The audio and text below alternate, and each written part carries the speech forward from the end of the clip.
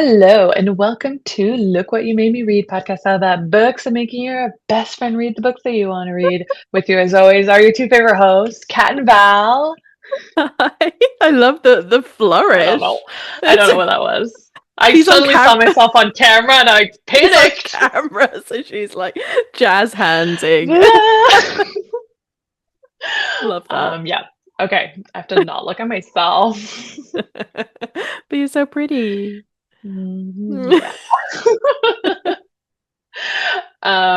This is a special episode of the podcast, a very special edition. It is our first time interviewing an author for the What? show. Very So exciting. exciting. Yes, so we have read the book with Friends Like You by Amy Chozick, and we were lucky enough to sit down and chat with her about the book, ask her all our burning questions about it. So hopefully you guys like that. Um, Val, did you want to tell us a little bit about the book before we Yeah, get we'll into the do our interview? little synopsis this time written for me, which Oh, 10 out God of 10, bless. like wish this was a thing Yeah, all the you. time. Yeah, when it's us writing our own synopsis, it's I'm tricky. It's I'm tricky. sure this is going to sound much smoother than our normal ones. Our usual. Yeah. So with Friends Like You, set in Manhattan, the novel follows Emily, a new mother who feels unmoored, exhausted, financially strained, and drifting further and further from her well-meaning husband. Desperate for connection, she fixates on the one person who truly understood her, her college roommate Daisy, who disappeared 15 years ago after beginning to strip at a seedy club off campus. Emily's search pulls her from the new mum message boards into a hidden world of porn, secrets, and an elite escort network serving global billionaires. Until the impossible happens, Daisy suddenly reappears. Re energized by their reunion, the two launch an unconventional mothers group in an empty luxury skyscraper. Matcha on tap, vibrators on offer. But as Daisy's influence deepens, unsettling cracks emerge. Is Daisy the key to Emily's happiness, or is she unraveling her whole world? And where has Daisy really been all these years? Very mysterious. Also, sorry, Very that text was mysterious. so tiny. Like I have good eyesight, but man. Oh, Um brag much. 2020 vision, just saying. Um Yeah, me too. so yeah, mysterious thriller, Yes. dark, but also funny, very satirical, Very witty. very Mhm. witty. I think we really enjoyed reading this book. One, Yeah, because of all the like fantastical, weird kind of elements to it, and yeah. also because it was a bit different to what we would. I mean, we read thrillers, but like our No, for normal, sure. But it's been a while, I feel like, yeah, since we've exactly. read thrillers on the podcast. So it was nice to kind of get back to that Yeah, and to get back into the kind of like darker, not creepy, but just kind of like unsettling unsettling is book. the perfect word. Yeah. It is. There's just like an Um, air of like it's in mhm. the real world, but there's just something about it that's like, Yeah, but it was also like so fun because you can tell that Amy is has spent a lot of time in New York, so you feel yes, like so immersed when reading this book yeah, set in New York, and from us not being from New York, I mean, having never been to New York, it was really kind of fun to like dive into that world and get like sucked into it. It was really cool. yeah, And you can like tell that Amy like did a lot of research while doing this book. Like it felt like it knew what it was talking about and brings all these like interesting elements from the real world into this crazy story, which I thought was so well done. definitely, definitely. And I think like we've said with all of our favorite authors in the past, like the research element, like when you can tell a book has been Hmm. research well, it just Exactly. changes the experience completely because it's Yeah, I don't know, it's just you can always tell when it's happened, so it just yeah, exactly. You feel improves like the it. love that's being poured into this book, like you could feel the Exactly. like energy that's been poured when you're reading it. So that's Exactly. it was a fun time. So it was really fun that we got to ask Amy all these questions and hear more inside the process and her thoughts on the book. So hopefully you guys enjoy our conversation with Amy Chozick. Enjoy. Enjoy. Welcome, Amy, to the Look What You Made Me Read podcast. We are very excited to have you with us today, especially because we'll be discussing your brand new book with Friends Like You, which I have to say, literally, when me and Val were reading it, we were gasping out loud at certain points. Like, it was such a fun read. So we just want to say congrats on the new book, first fiction release. Very exciting. Yes, thank you so much. That makes me so happy. I really appreciate it. Yeah. Um, Amy, you've said that you've always wanted to write a novel. Did you always Mhm. know this was going to be the plot? If not, when did it sort of come to you? Was it a light bulb moment or did it come in like ebbs and flows? Yeah, I always have like a lot of random ideas in my head, like a lot of imaginary friends and kicking around in my head. So I feel like, I'll wake up in the middle, be laying awake in the middle of the night and be like, oh, that could be a cool TV show, or that could be a cool. And I think Mm. the story, the ideas that stay with me, I don't even have to write down. It's just like that's the one that's been kicking around for a long time. Like this was literally one of the ones kicking around for years. I could not get these two characters out of my head, and I thought, well, that's the one I need to write. And it's sort of the same with I'm a screenwriter and write TV as well. It's the Yeah. of course something will pop in my head, like a weird thing at funny thing happens at my kids drop off and you're like, there should be a show about drop, Yeah. Yes. and you're like, no, there really no one needs that show. Maybe Like not so that I much. think so I think it's I think it's the ideas that just stay with me and just like won't, and this one really did stay with me for years to the point that it like frustrated me that I never had time to write it. So Yeah, you just as had to soon get as it I had, out. yeah, that was And you spent some time exactly. in you mentioned strip clubs postpartum, right? Is that kind of I connection did. there? That's sort of where it came in. I did. I mean, who hasn't really? Yeah, Exactly, it's a exactly. It's just classic so postpartum normal. activity. Right. Yeah, I was, a journalist for many years for the New York Times, and then I was on maternity leave. My baby was like 3 weeks old, and I had pitched the story before I had a baby, but then Vogue got back to me and said, we want to do the profile of Stormy Daniels that you pitched. Okay. Yeah. And this was like 2018, so she was just becoming a really famous hot button Okay. national, global figure, Yeah. and she hadn't Yeah. done any of these big deep interviews before, and Hmm. so Vogue is like the perfect opportunity. And I was like, I have a 3 week old, but this is a really cool assignment, Yeah. Yeah. And yeah, the first time I left my baby was to go to strip clubs, I and love this it. is we're talking strip clubs in Milwaukee. Like I was not at the Oh, like fancy, I don't know, the yeah. like the high end Vegas, whatever. It was Yeah. Yeah. it was Stormy was doing a tour, and I was going around with her and talking to some of the people that knew her from her, actual career, which is an adult film star, and she was very famous in that world, and Yeah. a real pioneer. She directed her own movie. Like not a lot of women directed their own movies, and she was kind of known for like really taking control of her own career and power. And she's was just a fascinating character, but also just the contrast of like new motherhood Yeah. and and sex work was really one that I thought was just this is wow, this is mind blowing. And there were like Hmm. similarities, and that everyone's always like commenting on your body, and there's like a lot of Yeah. boobs involved, Yeah. Yes, that's but right. you're like, and so and Stormy hadn't really done any big national interviews, so I went on eBay and ordered all of her interviews in adult magazines. She was quite famous. So when I was interviewing nannies, my husband's like, "You have a stack of porn on the coffee table, Yeah. like you have Playboy and Penthouse on the coffee table while you're like," and I was like, "It's research. Surely they Yeah. understand." I'm like, "No, you look." So That's anyway, so, so that sort of like stayed in my head. It's just like a great backdrop yeah. for some kind of story. No, I Yeah, love I it. love This that. Thanks. Yes. the stories you must have from that as well. Like, I love it. How Mm. was the process then from that, like going from non-fiction to fiction for you? Was it sort of a big shift? Do you find one that is easier than the other? Well, the biggest shift for me in my writing, I always wanted to write creatively. I like studied poetry in college and was like, but then I needed to also like support myself, and I wanted to live in New York, and I had to, pay my Yeah. rent. And so I started, and I love journalism. I felt like what a cool job.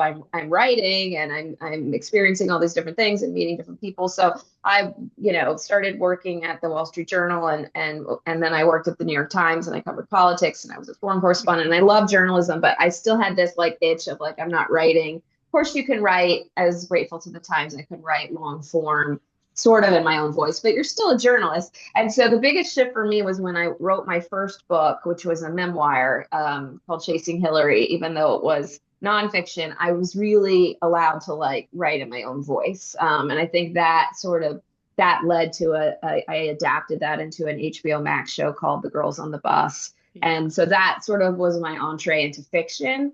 And I felt like my soul came alive, right? I was like, oh my God, Yeah. I could just make the quote up. I don't have to wait for the Yeah, person. yeah, I don't have exactly. to wait for the person to say the perfect quote. So I really had a lot of fun like dreaming up those characters. And then I guess the novel was an extension of that, of just like letting my, just being able to write my own voice, Emily's voice and creativity and just be Mhm. creative. And yeah.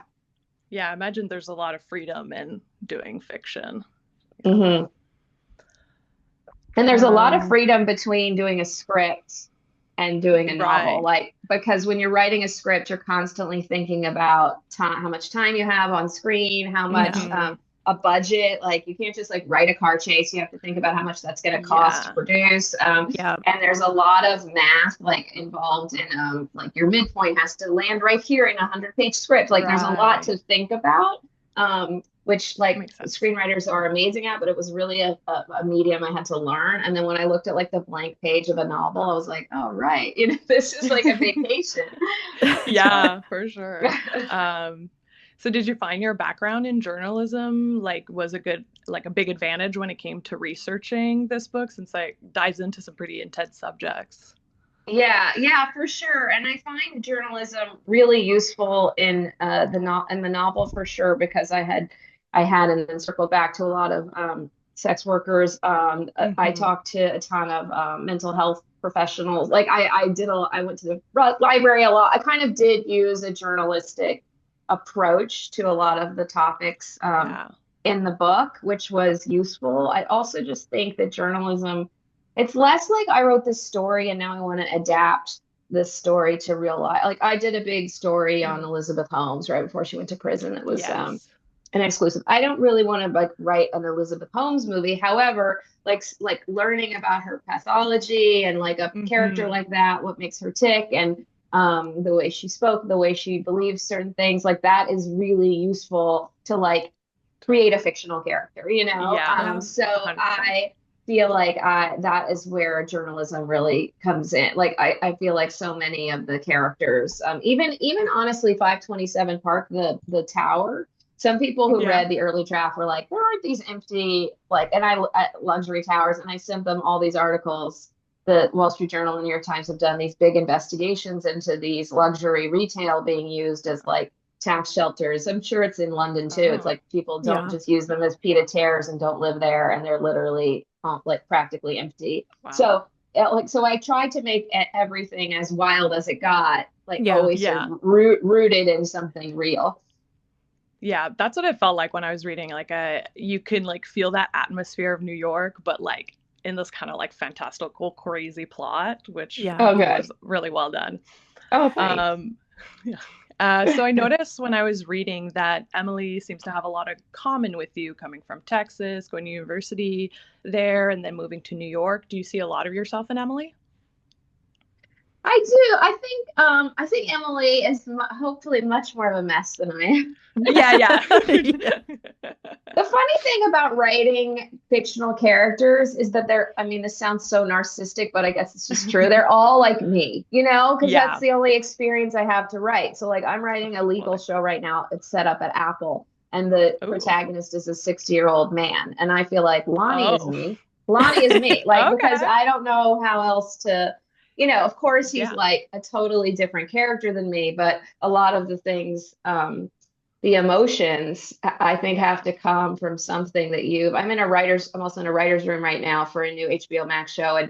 And so much of it is sharing our own personal stories and kind of building out these characters. emotions, and they might be completely different people, like demographically than us. But Yeah, I think that emotions can be universal, and that's what kind of you have totally. to dive into. And you're so certainly a lot of the postpartum things that Emily goes through. But then I also say that like Daisy is me, Yeah, Daisy is the me another too. side. Yeah, And so I feel so kind of protective of all of my characters because they all yeah, feel like I parts of me. I don't know how I would write something that's like totally detached from any kind of like emotion or yeah. experience I've ever had. I feel like that would be a like a one-dimensional character.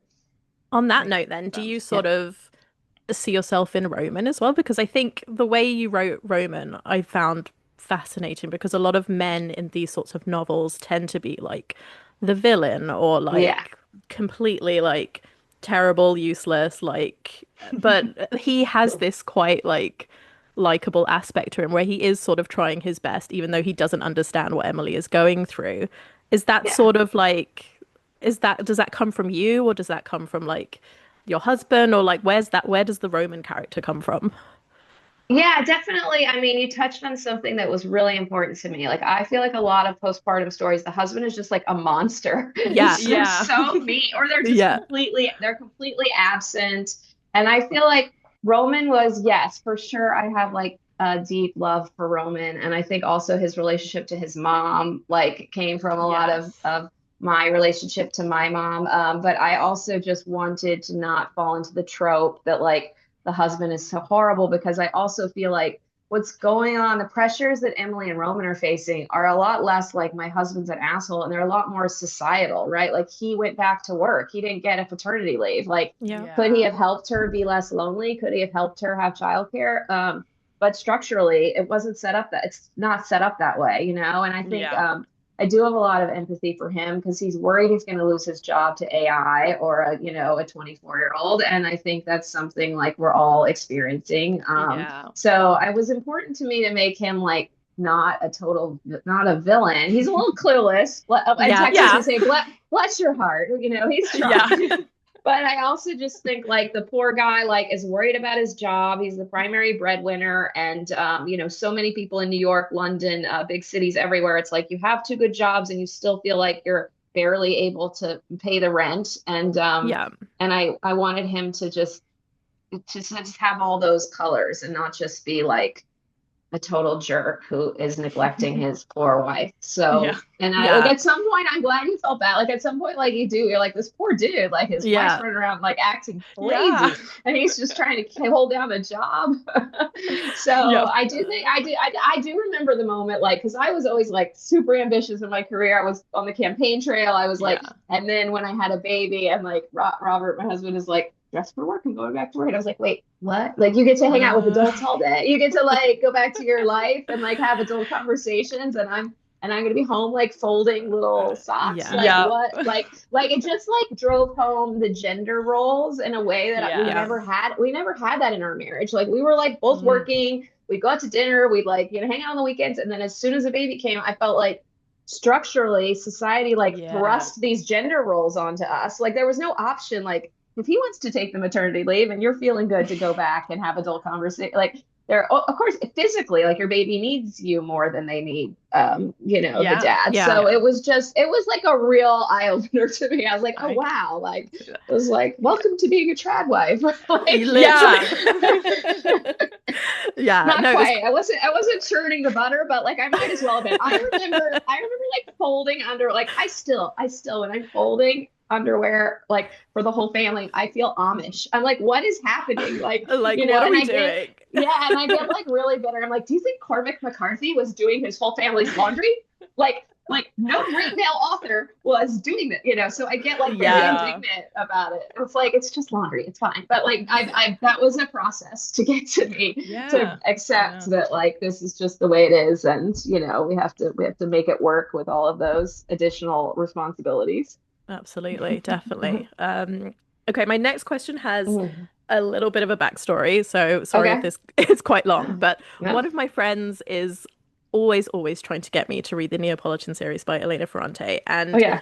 she's always telling me the plot to like try and convince me, and she's when she does, she always talks about, there's this one friend from your childhood that you never ever forget. There's always that one that sort of changes Hmm. the course of your life. Yeah. You don't speak to them anymore, but like at the time, it was your absolute like soulmate, platonic love of your life. Yeah. And I kept thinking back to her when I was reading with friends like you. I kept thinking Oh, back to good. her saying that to me, Good. especially when Emily was describing Daisy and her being Uh-huh. that first love for her.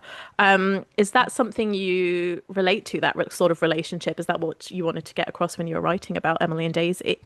Yeah, for sure. And I don't know if I mean, I actually had a really close friend in college whose dad stopped paying her tuition, and she had a very different story than Oh, Daisy, but she did end up stripping and in drugs, and it was a really sad ending. She passed away, and so part of me wanting to write this book was to rewrite her story. I felt like I had like this really unresolved feelings about how we had yeah. lost touch, and then she had passed, and so I felt like a great privilege to kind of rewrite her story. And Daisy is so empowered, and Daisy is so in charge, and Daisy's had such an interesting life, you know. But I definitely feel like there is something about female friendship that like men will never understand. Like men just have Definitely. like a group chat, they get beers and like whatever. Yeah. Like Yeah. women are so intense about their friendships. Like I will fully fall in love with a girlfriend, and we'll have like a super intense friendship, and it could last my life, hopefully, or it can last Mhm. 2 years, and then you're like, why don't we talk anymore? Like I Yeah. feel like there's also like weirdly the friendships I've had that have the female friends I've had who have like drifted in and out of my life, like you almost like don't have closure when those friendships end. Like Yeah. when you get dumped, or you break up with the guy. Like I feel Yes. like I've had a couple female friends who I love dearly, and for whatever reason we drifted, and it's like I just feel like it's an open wound Yeah, because it's such a you never heartbreak. sit down and you're like, we've been good friends for a while, but I gotta move on. Like, Yeah. and Yeah. you never feel comfortable asking. You're like, are you mad at me? Like, did I do something? Like, it's Yeah. just like a weird, I'm back in middle school. Like, I'm like, why doesn't she, you know? And sometimes I'm sure like life, and I have come to appreciate that like not every friendship has to be a lifelong friendship, Yeah. but Yeah. I have had a couple of those friends who you're just like, it's just like that's why that's what I think is really eating at Emily, is the open question of it all, you know. Yes. I think there's definitely friends you drift apart, you text on birthdays, you just aren't as close. That's one thing. When a friend just disappears and you don't have that closure, and really they can feel like it can feel almost more intense than romantic love sometimes. I think when women really bond, and especially when you're at that like formative age, when you see yourselves like moving to New York together, we're gonna go to Paris Yes. together, and then they just disappear. Like it's really painful, and Yeah. it's kind of a unique relationship that I wanted to explore. Yeah, it's like Yeah. very rooted in girlhood to kind of have those relationships. Like Yeah. exactly like you said, it feels almost like more heartbreaking than a breakup for sure. Like it just really, like I've had so many like loves of my life and they're all like my girlfriends. Like Yeah. it's such a different relationship. And I'm like married, and I'm texting under the covers Exactly. with my Yeah, new exactly. girlfriend, laughing. He's like, "What is it?" I'm like, "You wouldn't understand." You Yeah, you don't wouldn't get get Yeah. it. So I feel like this book, like we mentioned, dives into some pretty tough subjects, like you mentioned, sex work, postpartum, the cost of higher education, mental health, US healthcare. And when I read the book, it seemed kind of a harsh critique of those systems. Was that a conscious effort? And did that kind of derive from your background in politics? Yeah, you know what's crazy? Like, so I moved to LA like 4 years ago, and I wrote the Yeah. book. I think I didn't realize how much I missed New York. It's like I Mhm. needed the space of LA. Like in New York, I'm so inspired. Like every time you leave your Yeah. house, you overhear a conversation. You're like, that's a great dialogue, you know. So I'm more inspired there and more kind of alive. But here I have space. I have an office. I have like you know, a backyard to look at it. Like I have mental space to Yes. process things. And I think I really was processing like my feelings about New York. And it's weird because I wrote this like probably started 2023. It was way before Okay. Mamdani and all of the kind of Yeah. talk about inequality, like way before. But like after I wrote the book, I realized that like the kind of underlying theme of this book is the affordability crisis Yeah, that then exactly. by the time the book was coming out was like bubbling up, and we're seeing it in politics. So it was weird. I just think it's something that was I didn't like intend to do it, but it came out of writing about New Yeah. York. Like Mike Bloomberg, when he was mayor, said that New York has become a luxury product.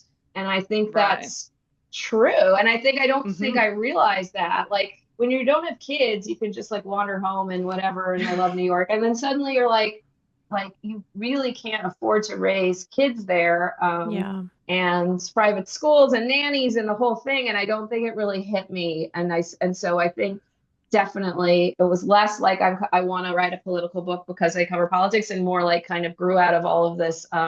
I think legitimate like grassroots anger that we're seeing across cities, really Yeah.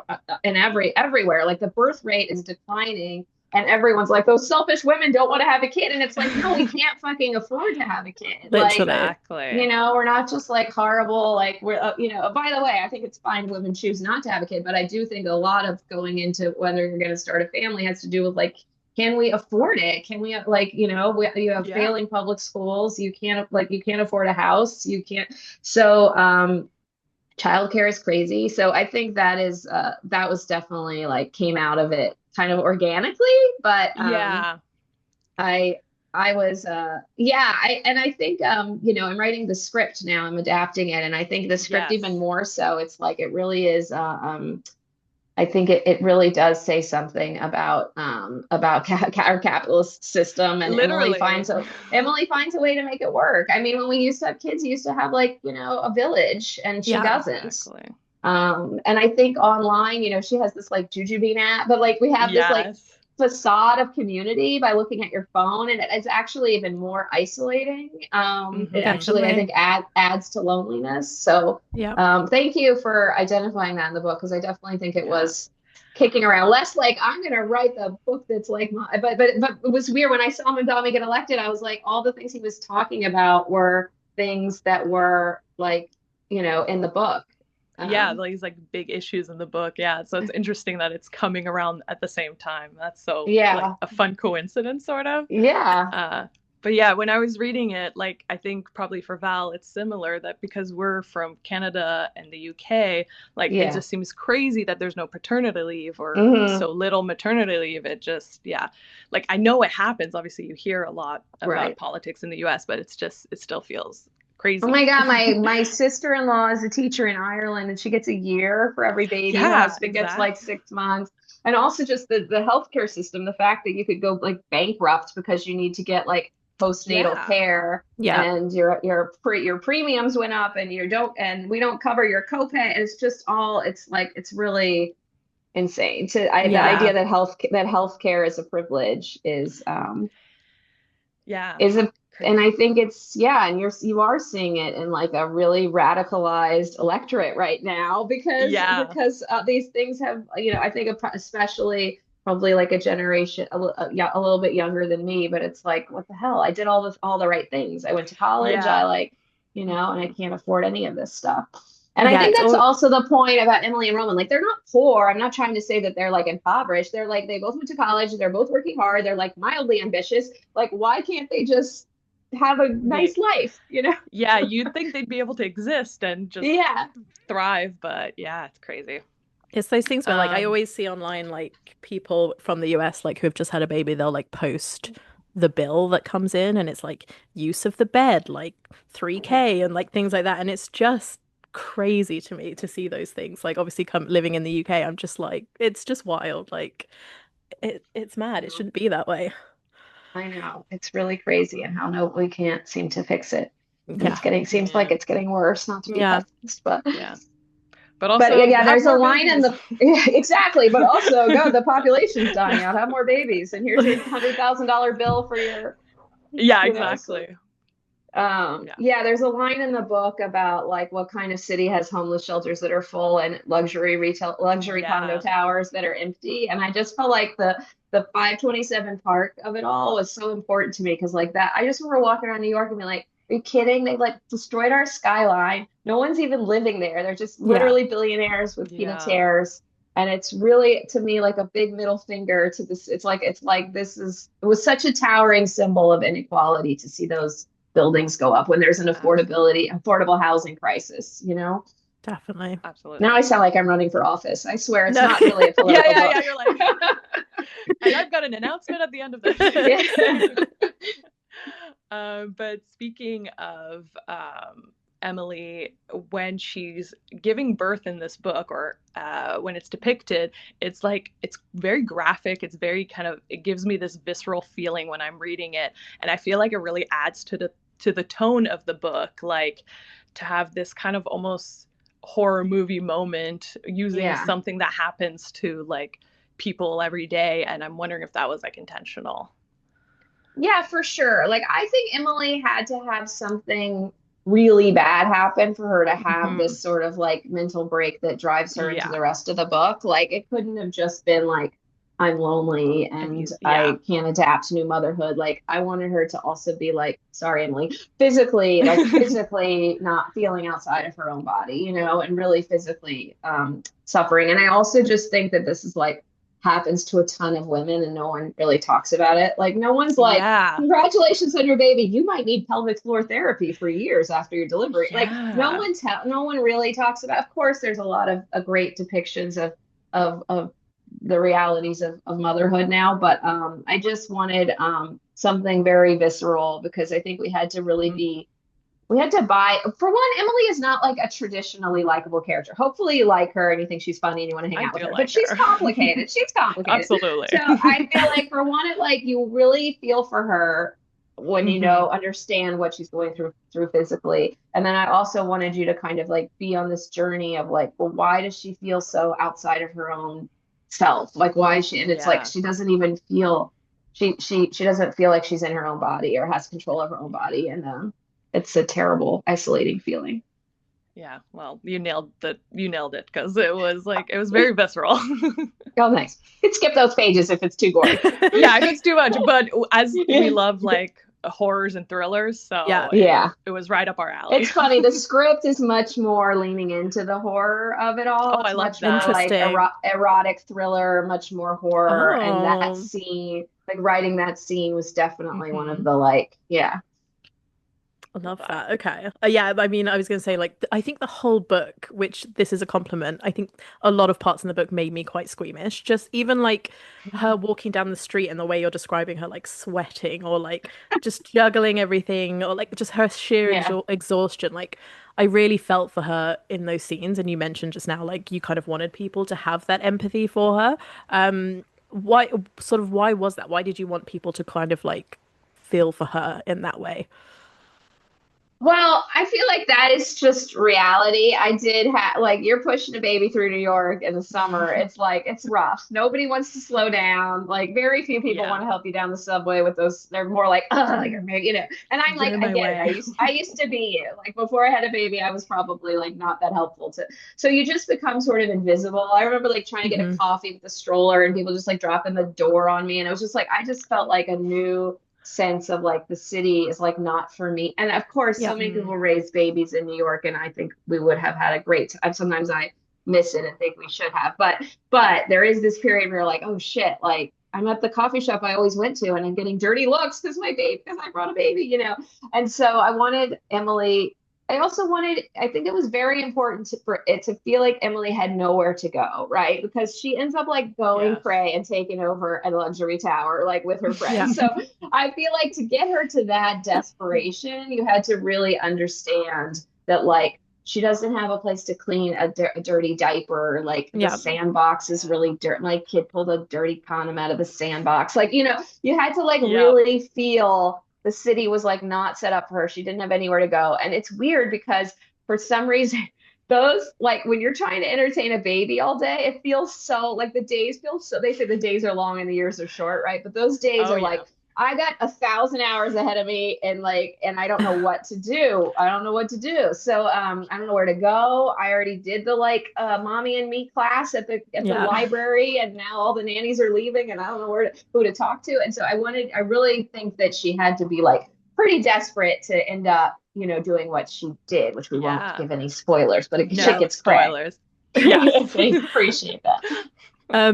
Off the back of that, and just kind of Mm. like, you know, early motherhood in general, like I when I was reading the book, I was like, oh my God, all these like ridiculous baby brand names are so funny. She's come up with all these like really funny names, and then I was looking it up, and they're real brand names, and some of them are so wild. I just found it really funny. But the kind They're of really like, funny. yeah, the kind of the name dropping of brands and the sanctuary and the app, the sort of like almost performative aspect of motherhood. As a mother Yeah. yourself, like to what extent is that actually played up for the book? Kat and I don't have kids, so we're we'd love your Oh, well, perspective on that. I'm so glad you loved the book because I don't think it is just for, I hope it's not just for mothers. No. No, I mean, I think this is like, it's so commercialized, right? It's like we Yeah. can't get like, as you said, like affordable healthcare, but we can get like every product marketed to us. Yeah. Yeah. And the way they make you like desperate for these products. Like I just remember being, so this was just like to me, a humorous runner in the book that is a Yes. commentary on our contemporary culture. Because I remember being pregnant and everyone was like, you have to get the snoo. And it was designed by this special doctor. And it was like a $1,600 like like bassinet that you had with a USB that rocked and blah blah blah, and emulated the Crazy. womb. And I was like, what are you talking about? And we like looked on Craigslist for like a used one, and then finally I was like, we're not getting the snoo. Like he's gonna Yeah. be fine. Like he's not like millions of babies have like and lived long and healthy lives without the snoo. Anyway, there's just all of these. I was bombarded with Yeah. products and friends who were like, you got to get this STEM thing so that he'll like, one day be a gift in the gifted and talent. And it was like, this is insanity. Like we used to raise babies and just like throw them twigs. Like it's fine. Yeah. So I don't know. I definitely think like capitalism, like as you said, there's a Yeah. commentary on capitalism in the book on a lot of layers. Absolutely. And one of the layers is that like you're not really helping us with this terribly hard thing that we're all doing. However, you Yeah. are bombarding us with things that you promise will help that cost like $9.99 a Yeah. month, or whatever it is.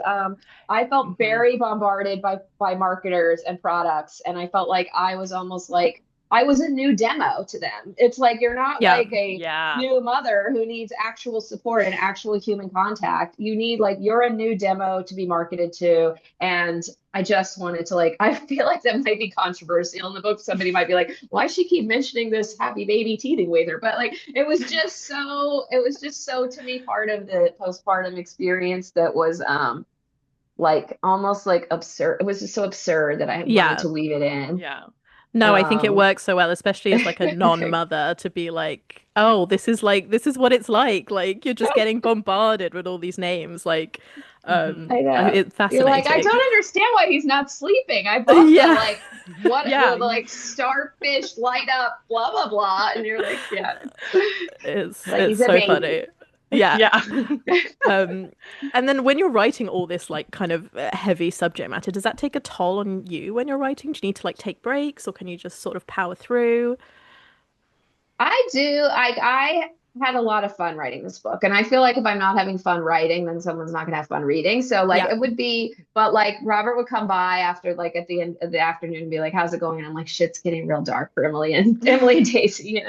But yes, I'm one of these. I think because I was a journalist, I very much approach writing as a job. So it's like I'm gonna sit down from like usually in the more as early as I can in the morning and like write as long as I can, and then I do hit a wall, and then yes, I do need to like take a hike or walk my dog Yeah. or play some tennis, like do something to like get my mind out of Yeah. that world for sure. Yeah. But mostly I Yeah, had a lot of fun with them, like a lot of fun writing it. nice. And when you were writing with friends like you, was Mm. there any specific books or authors or even movies, music that influenced the process? Yeah, I mean, I have a whole playlist, Oh, which Nice. was usually for every creative thing that I'm doing. I have like a playlist. It sort of happens organically. I'll just like be listening to Spotify and like add it. That's sort of the vibe yeah. of the project I'm working on. I was working on this project like that was set in the 60s. And then you remember last year when Spotify was like your Spotify age. Yes. And it said I was Yes. Oh, 82. It said I was 82. And I was like, I That's was so working on a funny. project set in the 50s. Like, stop. Like, I'm It's not. not real. But yeah, so I did have a playlist. I mean, there are books like that really that definitely inspired me. I love Emma Cline's writing. Like I love The Girls, The Guest, all of this sort of like dreamy writing. I love like Tom Perrotta and the kind of Okay. social commentary woven into his like messy, ambitious women. I Love mean, that. there's a book I referenced this in the movie, but like the Virgin Suicides, Oh yeah, I just can sort see of the like influence. dreamy girlhood. Yes. Every Sofia Coppola movie, Yeah. obviously. And I'm actually doing an event with her. I know you guys probably aren't going to be Really? in New York, but I'm doing an event with Sarah Oh, Hoover, okay. who wrote The Mother Lode. And Oh, I think okay. that was another book that was very like, because she was so honest about how complicated it is to have to like not feel like you're a natural mother in a Yeah. way that Hmm. was really beautiful. Obviously, like there's like thrillers that I look to as Bibles, like Gone Girl and so and Yeah. this came out while I was writing, but I loved All Fours. I love that like the moms can be horny, Yes, yes. So I was reading, and actually one of the wonderful things about writing the novel is I'm always a big reader, but I was really like reading a lot of novels Yeah. while I was writing. Yeah, I love that. Um, and you've worked in a lot of different kind of media when it comes to writing, like we've Yeah. mentioned, journalism, creative writing, and even TV adaptations. Do you have a favorite? Well, the novel was super fun. Like the novel felt like Yeah. a vacation, but probably because it's not like my primary job is TV writing and screenwriting. So it's like I think probably whenever you have like a day job and then you switch to, doing so like I have Yeah. novelist friends who are having a lot of fun writing a script right now. So like the book to me felt like a vacation. I love TV writing, the development process is like very slow and frustrating, as I'm sure you've Yes. heard. Like between pitching it and all the different drafts and all the different executives giving you notes, it's Yeah. a very different medium, which is nice because a novel is also very lonely, right? Like I'm in my Mm. pajamas in my office by myself and my weird thoughts every day. And so it's really nice to write. Like right now I'm in a writer's room on Yeah. the Greg Berlanti show for HBO. And this is like a dream job because every day I get to go talk to other writers and Yeah. have Yeah. human company and we share our stories and ideas. And so I think I really love the mix, like I was Yeah. getting a little antsy for human company after writing the novel for so long. And then I'll be deep in TV development. I'll be like, oh my God, all these cooks in the kitchen are driving me crazy. Like, Yeah. let me just write my other thing. So, um, So yeah, basically, you can't yeah, pick all of them. I think, I mean, I'm gonna pick the novel because the novel Yeah. is the thing that feels like a vacation from my job. Makes sense. Nice. Yeah. Like, when Speaking will I of have time to write another book? Because that was fun. Yeah. exactly. Speaking of adaptations, with Yeah. Friends Like You is getting the movie treatment, as we've said. Is Yeah. there anything you can tell us? You're writing the script. It's a bit more of an erotic thriller, you said. Yeah. Any details you can drop, or are we not at that stage yet? Yeah, well, hopefully soon. I'm working with a producer named Brad Weston, who's a really smart, talented guy. He did Birdman, 12 Years a Slave. So some of Oh, his wow. movies have won Oscars. He was a Okay. studio head for many years, and he really understood the book immediately. And a studio called Fifth Season. So it's set up there, and we're on the second draft of the script, and Oh, I'm really exciting. enjoying it. Like I really, really love the process. It's been great, and also just the privilege of bringing these characters into a new medium. I've Yeah. actually like I have learned new things about to a point I'm like, shoot, I should have put that in the book. Because in a script you have to be very like very, every scene has to be doing so much. Like you can't Yeah. have any wasted Yes. scenes. And so like really getting into Emily's emotional journey and what's driving her to find Daisy, doing that work in the script has been really cool. And yeah, I really like it. So we'll see. We'll send it out. We'll get the script in a good position and then we'll send it out to see if anyone's, going to be attached to it. Very Well, exciting. I'm excited. Congratulations. Thanks.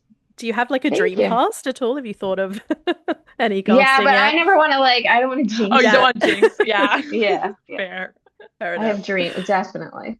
But I didn't, some people ask me this, and I didn't like sit down and write. I wasn't like thinking about the movie when I was writing the novel. I was really Hmm. just Yeah. wanting to write the novel. I wasn't like I had um someone in my head to play them or something like that while I was Yeah. writing it. Yeah. And this is my own curiosity. I'm wondering if this book is getting an audiobook, and if it is, what's the process of picking a narrator? Like, do you get any say in it, or is it all Yeah, I the was kind of a publication? I was yes, that's such a good question. I love audiobooks. Yeah, same. So Same. I was very invested in this audiobook. I read my first, they Yeah. like when memoirists read their own audiobooks. So Yes. I read my own audiobook and I was like very, very pregnant when I read. And I thought at one point I thought I couldn't breathe and I thought I was going into labor and they had to like rush me to, anyway, Oh God. this one I was like, Oh, I'm not reading this one. But we yeah. auditioned. We auditioned a lot of like top audio narrators. Okay.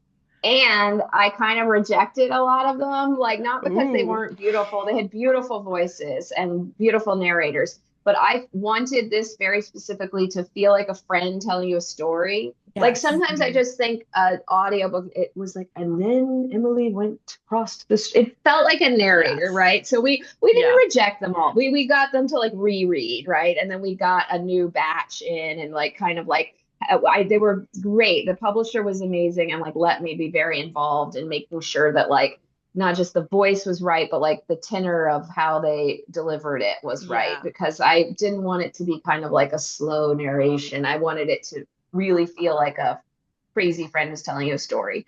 So we Love found that. someone amazing. I listened to a lot of audiobooks, and one of my favorite narrators did it. It was interesting also because we were thinking about like I was like, can we get a celebrity? Like maybe like, Yes. and actually they were saying that not every actress is like great at like it's a different skill set. Like you're Yes. acting with your Absolutely. face. You're acting with your face and your body and so not every of course I want like Julia Roberts, voice in my of course Yeah. there's some actors you're like, I want their voice in my ear. But they said that sometimes it's not always the same skill set. So I'm so Yeah. lucky because they had like a truly like murder's row of audio narrators lined up Love and they were that. willing to like adjust to sound more like and I think the person we got is really good, so I'm excited. Ooh. That I'm sounds excited. Yeah, great. do you I guys think I'll listen have to to. audiobooks? Yes, Yes, we're actually we Yeah, love huge. audiobooks. yeah, Hmm. I do too. So I think now I'm curious, so I'm gonna have to reread it via Yeah. audiobook, this Oh, book. good, great. Yeah, you'll Yeah. have to tell me what you think. Yeah. I weirdly like I love to read fiction and then I listen to nonfiction. Yeah, I do Oh, love listening to nonfiction because, like you Yeah, mentioned, often it's the author who's yeah. doing the yeah. audio, and I always love to hear it in their voice. I did Um, just listen to Lost Lambs, and that was a great audiobook. oh, Did you okay, read that, well, good. Madeline Cash? I No, I haven't, haven't read no. it, It was but good. we'll But have yeah, to put it on sometimes our fiction, TBR. my mind will like wander if I'm listening to fiction. I Mm, need to like read it. I don't know, but I love a nonfiction yeah, audiobook. absolutely. Kat and I say this all the time on the podcast as well. Like an audiobook, if the narration is bad, it can like make or break a book. Like you can read a Totally. five-star book, like a physical five-star book, but Yeah. if you then want to reread an audiobook and it's like not a good narration, it just completely ruins the experience. I feel the same way. Yeah. Yeah. Exactly. I know. So I was like pretty picky about the reader. Yeah, and I think that's interesting because, like, in the fiction books, I feel like it's more make or break because Hmm. there can be such nuances in the intonation of how you have your Yes. character speaking. Yeah. So yeah, it's definitely important to get the right one. So Yeah. Yeah, like one of them gave like some of them thought that Emily might have like a Texas accent, and I was like, no, oh, no, you're like, no, I'm from Texas. No, abort, abort. love that. Um, well, this is it for the big questions. All Before right. we go, though, we have a little game. We like to do fun little games on the podcast, but this is Okay. just a quick round of rapid fire questions, if you're up for Okay. that. All right. Let's see. Okay. It is early. No. Yeah, Yeah. hopefully they're not too tough. No. Mhm. Okay, first one, tough one. Coffee or tea while riding? Oh, I've got my coffee right here. Yes, Tea. What is perfect. tea? That's what I say. It's brown. There's some caffeine in it, but come on. Yeah, but it's not coffee. You need No. coffee. Yeah. I think you kind of answered it in a previous Yeah. we were talking, but morning writer or night writer? Love morning. I usually Yeah. do my morning routine with my son, so it's hard for me to like write as early as I want. But yes, morning. I hit a Yes. wall in the afternoon. Yeah, and you're like break time, back to the real Yeah. world. um, what's a character you'd most want to have dinner with? Yeah. Ooh, that's a great question. Um, a character I'd most want to have dinner with. This shouldn't be that difficult. It can be your own character. Yeah, if you want anything. I think I mean, like I'm just thinking about Nora Ephron, and I'm thinking about her book Heartburn, and I would love to have dinner with any Nora Ephron character, but probably Heartburn. Nice. A character you'd least want to be trapped in an elevator with? Oh God, there's so many. Yeah. It's funny. I'm gonna say I just named this, but I'm probably gonna say the all fours. The she would probably be insufferable in an elevator. Right. Yeah. She'd be doing her interpretive dance and Oh no. Talking about Monrovia, and That's a good pick. surely there's worse characters, but that came to Probably, mind. but Yeah. fair. What do you prefer, physical book, ebook, or audiobook? Physical book for Yeah, fiction and audiobook for audio nonfiction. Yeah. makes sense. I can't do I wish I could do ebooks, but I love an ebook. I you feel Me like I don't do? know, too. Okay. maybe my Do you hands have aren't used A to. Kindle? No, I only read on my phone, which I know Oh people think is wow. Oh, crazy, why did I but think you had a Kindle? I did like a decade ago, but not Yeah, yeah, anymore. yeah. I really Um, want to embrace the Kindle because when I'm on a trip and I finish a book, I remember Yes. we were in yeah. like Austria and I was like must find English language bookstore and like buy Oh a new God, yeah. book. I Yeah. mean, this is ridiculous. You could just download it. I was Yeah, always the the type of convenience. person I would like literally religiously it was like I will never get a Kindle, like physical books for the win. And then I Yeah, like, got a Kindle and it's like my dream. I'm Like gonna I love it I'm so gonna much. do it. I'm Do gonna it. do it. Yeah. Yeah, once It'll once I change my I feel like it discovered, will change my yeah, life. It yeah, I will. think so too. Yeah. Once I discovered that my library has an app where I can download ebooks, like Yeah. game over. Game changer. Yeah, exactly. Oh yeah, that's Um, really good. Sometimes they have yeah, a very long exciting. wait, right? The new ones. Yes. Like Yeah, but you several can put months them. sometimes. Yeah. Yeah, Yeah. but uh, so back to questions. Okay. Plotting everything through or go with the flow writing? I'd say with my novel, loose plotting. I knew what Okay. Act One, Act Two, and Act Three were, but I did not have like a detailed outline the way I do in TV or screenwriting. Okay. Yeah. New York or LA? Oh, that's so hard. I gotta say New Yeah. York. Yeah. I feel like you can feel the love of New York in this I book. Definitely. know. I gotta say New York, Yeah. but like, there's a lot of good things about LA too. But New Yeah. I York. could feels kind of relaxing probably, I would assume. LA. Yeah. And like, it's great to raise a kid. My son's like Yeah. naked all the time. I love that. Good weather. Yeah. Nonfiction or fiction writing? Oh, fiction. Yeah. I feel like that's Yeah. betraying my journalism, which I love. I do love journalism, but it's hard. Journalism is Yeah. hard. Yeah. I mean, fiction's hard too, but journalism is like thankless, I guess is the word. I could Mm. see that. I feel like you feel the love with these like fiction books. People get really invested and Yeah. like they can really get into these characters, and I can see how that could be more fun. Yeah. With Friends Like You, if Friends Like You had a soundtrack, what's one song you'd want on it? Oh, good question. Um, there is a song, Perfect Girl by Moreau. The Perfect Girl. I'm trying to see. This is the song I always listen to. Moreau, yeah. Was it on the This is the playlist?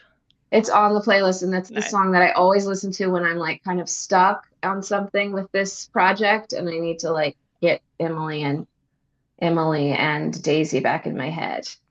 I love Yeah. that. I feel like you need to release this playlist. I Yeah. might, yeah, Yeah. for my book party, I'm doing this dance party in New York at a Amazing. place called Forward Space, and they have always have incredible playlists, but I'm like, I want to send them some of my Emily Daisy music to put on the Yes. playlist. Definitely. Definitely. Okay, and lastly, our motto for our podcast is making your best friend read the books that you want to read. So, as a new friend of the podcast, what book or books would you recommend for us to read? Oh my God, have you read The Bee Sting by Paul No, Murray? Oh The my God, I Beasting. love that book and I'm recommending it to everyone. Irish writer. I thought I just Oh, loved it because my husband's Irish and I understood this world, but yeah. no, it is like Yeah. it is a masterpiece, a sweeping family saga in Ireland and I made my and it's very, very long, but worth it. And I made my book club read it and they were all wanting to discuss it. And it's I Ooh, also just finally I was late to The God of the Woods by Liz Moore. Mm. God of the Woods. Totally Mm. different book, a thriller, but like so good. And then I just, in the spirit of missing New York, I just finished Jonathan Mahler's The Gods of New York. It's a history of New York from the 80s Oh, tonight. And every character that we're talking about now, from Donald Trump to Rudy Giuliani, yeah. like Al Sharpton, James Comey, every character, like giant personality, was like forged in this period of New York, and Yeah. it reads like the nonfiction Bonfire of the Vanities. It is so good. Ooh, So on the I love nonfiction front, I'd recommend that one. That that. sounds All really right. interesting. And we are true to our word here, so we're absolutely going to put those on our TBRs. So thank you for the Oh, so recommendations. good. Let me know if you like Um, them. I will do. And thank you so much for joining us. It's been Thank so you. nice chatting to you about With Friends Like You. We both obviously really enjoyed reading the book. For our listeners, it comes out on the 21st of July, so definitely pick up a copy. It's Cat and Val approved, so you know it's good. And yeah, thank you, Amy, for being on the Thank you podcast. so much. I love Yeah. talking to you, and I'm so glad you like the book. Yeah, it So was so fun. fun. Yeah. Oh, Thank good. you. Thank you. So that was our chat with Amy Chozick. Hopefully, you guys enjoyed it as much as we did. And hopefully, we can have more interviews in the future. We'll see. But um, yep, pick up the book. It's highly recommended by us. Definitely.